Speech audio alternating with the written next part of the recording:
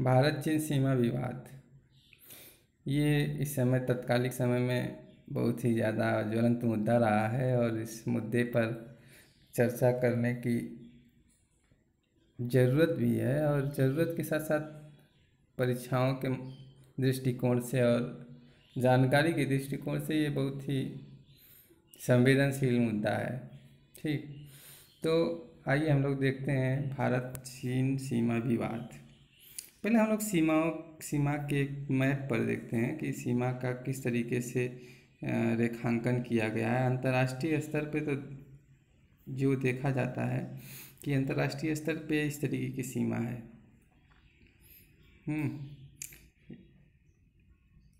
सीमा ये है, देखिए, जैसे ये जम्मू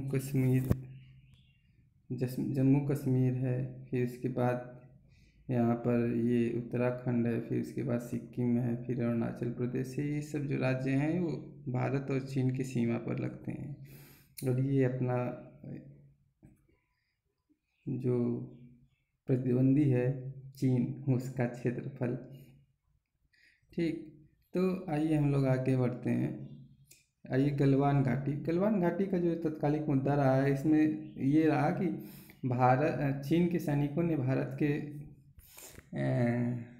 चार सिपाहियों को और अफसरों को 10 अफसरों को कैद कर लिया। और कैद करने के बाद जो विवाद हुआ 15 और 16 जून को की रात में, और उस रात में विवाद हुआ और झड़प हुई, जिसमें पत्थर से, लाठियों से, डंडों से दोनों पक्षों ने लड़ाई की और जिसमें भारत के 20 जवान शहीद हुए।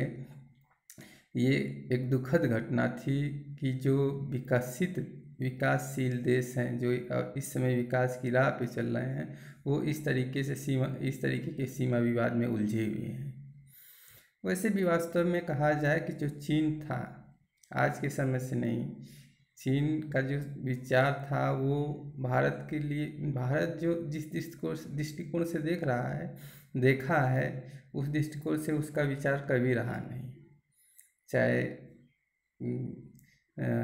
पंडित नेहरू के समय हो, पंडित नेहरू के समय में जब उस समय के संबंध हुए दोनों राष्ट्रों के, भारत हिंदी चीनी भाई भाई के नारे लगाए गए, तो उस समय तत्कालिक समय के कानून मंत्री रहे डॉक्टर BR अम्बेडकर जी ने कहा कि ऐसा है कि चीन जो है, इस तरीके से आप मत देखिए कि भाई भाई हैं, वो हरदम साम्राज्यवादी दृष्टिकोण रखता है और रखेगा। ठीक, तो उस समय विचार व्यक्त किए गए, लेकिन वो विचार वर्तमान में भी उसी तरीके से प्रासंगिक दिखाई देते हैं। चाहे जब देखा जाए प्रासंगिक दिखाई देता है, चाहे आज ही से नहीं, 1962 के पहले से भी जो विवाद रहे, वो विवाद 1965 के बाद नाथुला में आके, फिर उसके बाद अरुणाचल प्रदेश में आके, फिर उसके बाद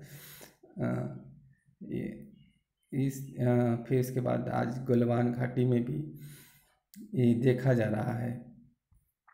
देखिए, जैसे कि भारत और चीन का जो सीमा है वो 3488 किलोमीटर है।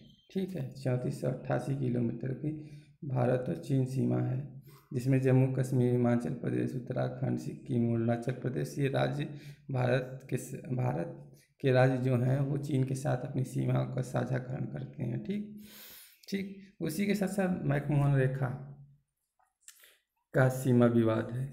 ठीक है, देखिए, जैसे हम लोग कहा जाए कि मैप में एक बार फिर चला जाए, देखिए जो दो जगह की सीमा है। एक सीमा है ये जम्मू कश्मीर का सेक्टर, जो जम्मू कश्मीर का ये सेक्टर है, इसको जॉनसन रेखा कहा जाता है।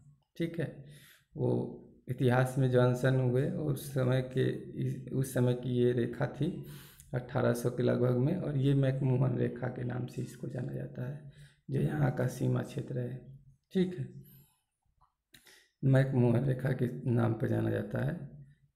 तो ये मत समझिएगा कि आप लोग की कि ये भी मैकमोहन रेखा, ये मैकमोहन रेखा नहीं, जॉनसन रेखा है। ये जहाँ अरुणाचल प्रदेश का क्षेत्र है, इसको हम लोग मैकमोहन रेखा के नाम से जानते हैं। आइए फिर उसके बाद आगे जो जो डिस्कशन है उसमें हम लोग स्पष्ट करेंगे, देखेंगे कि किस तरीके से इसको जॉनसन रेखा कहा गया जम्मू कश्मीर वाले क्षेत्र को, और किस तरीके से अरुणाचल वाले क्षेत्र को मैकमोहन रेखा कहा गया। ठीक, तो सीमा विवाद 1950 का दौर था, और तिब्बत चीन को अपना चुका था। तिब्बत की मुक्ति के संघर्ष चल रहे थे, उसमें भारत ने सीमा साझा नहीं की। उस समय जो सीमा का साझाकरण था भारत ने नहीं किया। ठीक है, 1954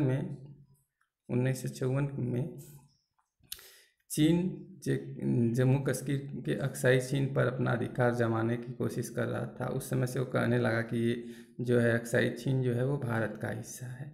1900 अरुणाचल प्रदेश की सीमा के साथ लगे क्षेत्र के बड़े इलाके पर दावा करना भी शुरू किया इसी के साथ ही साथ। ठीक है, 1954 का ये दशक था, का समय था।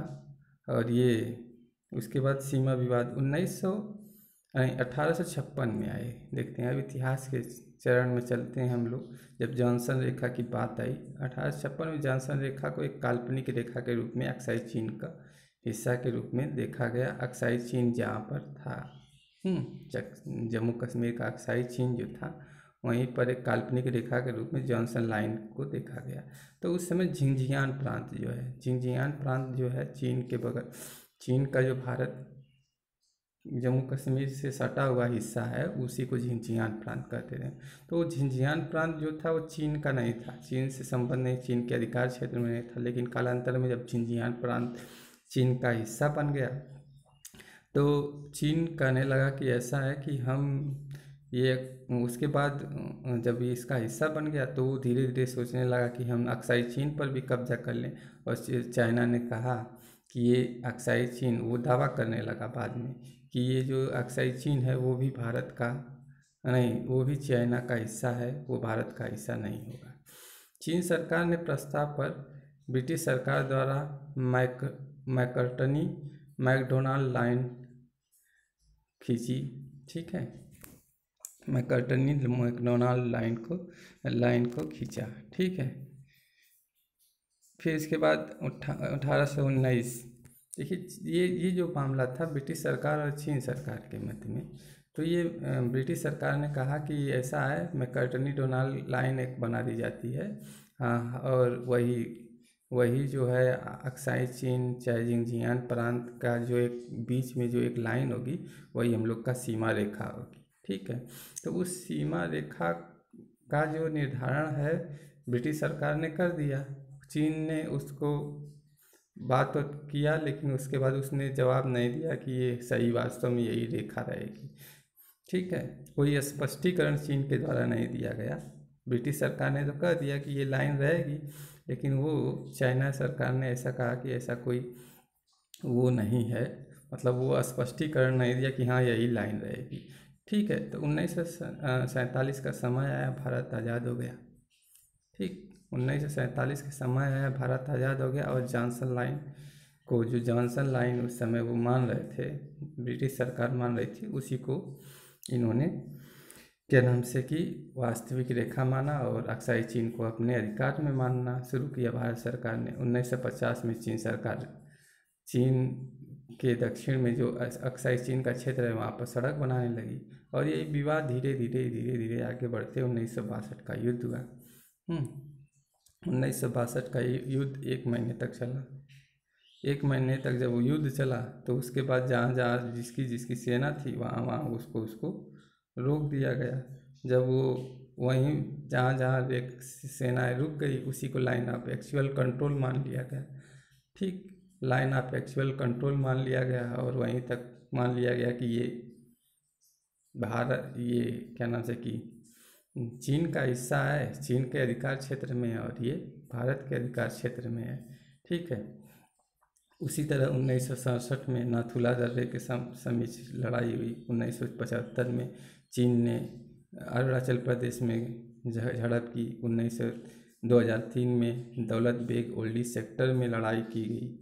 मतलब झड़प होती रही, लड़ाई नहीं की ये लोग, झड़प होती रही। ठीक है। फिर उसी तरह ये पूर्वी, जब मैकमोहन रेखा की बात करते हैं, 1913 और 14 की बात आई है। मैकमोहन रेखा शिमला समझौता हुआ उस समय, शिमला समझौता। शिमला समझौता में ब्रिटिश सरकार और चीन सरकार ने कहा कि तिब्बत से संबंधित जो मामला है ये हम सुलझाना चाहते हैं, और ये जो मैकमोहन उस समय प्रशासक थे, उनके कहने पर एक रेखा खींच दी गई, जो कि अरुणाचल प्रदेश से संबंध रखती है। अरुणाचल प्रदेश का जो सीमा है और तिब्बत का सीमा है, वो वहाँ के सीमा को मैकमोहन रेखा की कहा गया। लेकिन जब तिब्बत मुक्त हो गया, तिब्बत का अधिकार क्षेत्र चीन के अंतर्गत आ गया, तो अरुणाचल चाइना कहने लगा कि ऐसा है कि ये जो रेखा है इस पर मैं अंतिम रूप से सहमत नहीं हूँ, ये वास्तव में, इसीलिए अरुणाचल प्रदेश वो सहमत नहीं है, मैकमोहन रेखा को लेकर वो सहमत नहीं हुआ चीन। जब चीन सहमत नहीं हुआ मैकमोहन रेखा को लेकर, इसी का कारण होता है कि आज आए दिन चीन अरुणाचल प्रदेश में अपनी सेना के द्वारा घुसपैठ बढ़ाने की कोशिश करता रहता है। लेकिन यहाँ पर एक तर्क की बात है कि चीन अरुणाचल प्रदेश को की सीमा जो मैकमोहन रेखा थी उसको तो मानता नहीं है, लेकिन उसी मैकमोहन रेखा को जो म्यांमार से संबंध रखती है उसको मानता है। ठीक है। ये मैप में देखते हैं कैसे होगा वो। मैप में ऐसे होगा कि अब यहाँ पर ये अक्सर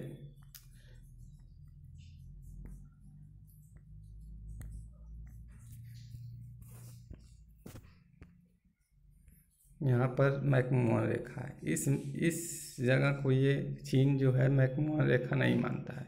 लेकिन यहाँ से जो ब्रिटिश सरकार के समय में जो ये म्यांमार का क्षेत्र, ये म्यांमार राज्य देश है, इसमें यहाँ की जो मैकमोहन रेखा है उसको कहता है कि हाँ ये अंतर्राष्ट्रीय रेखा है। लेकिन यहाँ की जो अरुणाचल प्रदेश से संबंधित मैकमोहन रेखा है उसको कभी भी चीन स्पष्ट नहीं करता है, कहता है इसी के कारण वो घुसपैठ बनाने की कोशिश करता है। ठीक है।